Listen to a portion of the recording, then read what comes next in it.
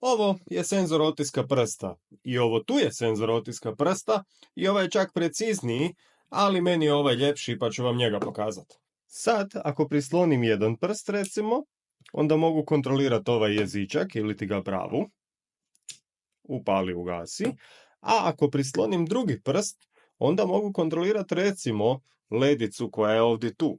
Mogao sam ja staviti sad ledice, više njih okolo, ali nije mi se dalo kablove stavljati sve. I sad mogu palit, gasit ledicu, mogu palit, gasit ovaj jezičak. Za svaki prst ja mogu staviti posebnu funkciju, to sam uradio u jednom malom meniju koji sam uradio unutra. Sad, ako uđem u meni, imam dodaj otisak, obriši otisak, postavke mapa, to znači mapiranje. Otisak broj 1, mapiram da mi kontrolira relé. I to je to, obriši sve i izlazi iz menija. I sad on ponovo čeka da ja njemu dam prst, da on odradi funkciju koja je već povezana s tim prstom. Naravno, ja svoj kod ne pišem, tu je sve pomoću umjetne inteligencije napravljeno, otprilike nekih 4 sata dopisivanja i to je to.